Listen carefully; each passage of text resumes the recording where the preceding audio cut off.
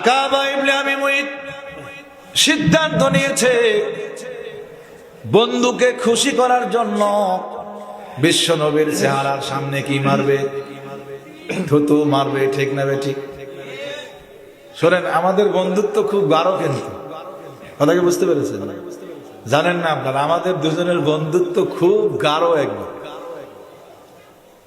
আল্লাহ কবুল করে, বলেন আমিন।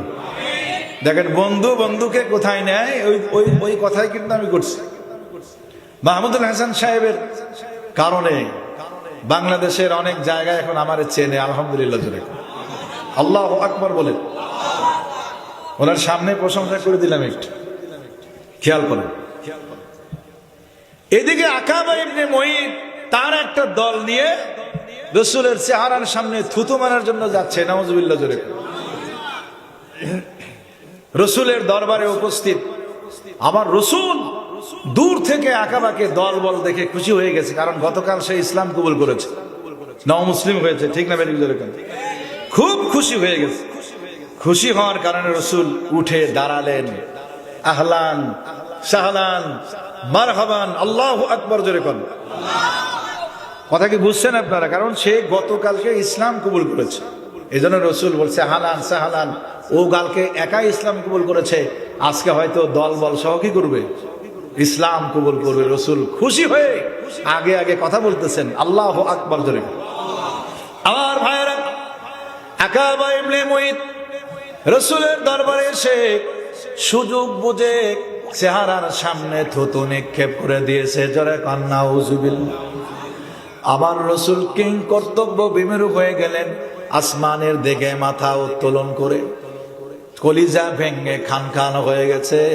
আসমানের দিকে মাথা উত্তোলন করে আকাবা ইবনে আবি মুইত কি বলতেছে, আকাবা রে, গতকালকে তুই ইসলাম কবুল করলি, আজকে আমার সামনে তুই থুতু নিক্ষেপ করলি, কারণটা বুঝলাম না।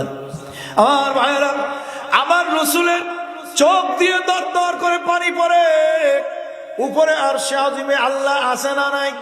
আমার রাসূলকে দুঃখ করা দেখে আল্লাহ পাক রব্বুল আলামিন হযরতে জিবরাইল আলাইহিস সালাতু ওয়াস সালামকে বললেন, জিবরাইল, ওই দেখো আমার রাসূলের চোখ দিয়ে দর দর করে পানি পড়তেছে, আমার রাসূলকে এই সংবাদটা দিয়ে দাও। জোরে কোন আল্লাহু আকবার। কোন সংবাদ? বক্তব্য শুরুর আগে সূরা ফুরকানের 27-28 নম্বর আয়াতে কারিমা তেলাওয়াত করেছিলাম। এবার আল্লাহ পাক রব্বুল আলামিন আমার রাসূলকে সান্ত্বনা দিয়ে বললেন, নবীজি আপনি কানবেন না, কান্না বন্ধ করে ফেলেন। আমি আপনাকে শোনাতে চাই, জিবরাইল আলাইহিস সালাতু ওয়াস সালাম তখন ওই সূরা ফুরকানের 3টা আয়াত নিয়ে আসলেন। ওয়া ইয়াউমা ইয়া'আদ্দু যালিমু আলা ইয়াদাইহি ইয়াকুলু ইয়া লাইতানি ইত্তাখাযতু মা'আর রাসূলি সাবিলা।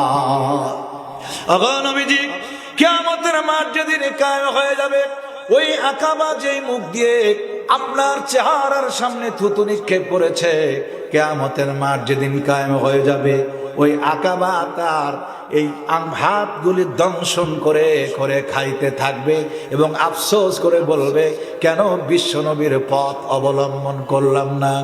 ইয়া ওয়াইলাতা লাইতানি লাম আত্তাখিয ফুলানান খলিলা, কেন আমি উভয়কে বন্ধুরূপে গ্রহণ করেছিলাম, ওই বন্ধুই তো আমাকে ধোঁকা দিয়ে পাম দিয়ে নবীজির পথ থেকে সরায় দিয়েছে। ঠিক না বেঠিক?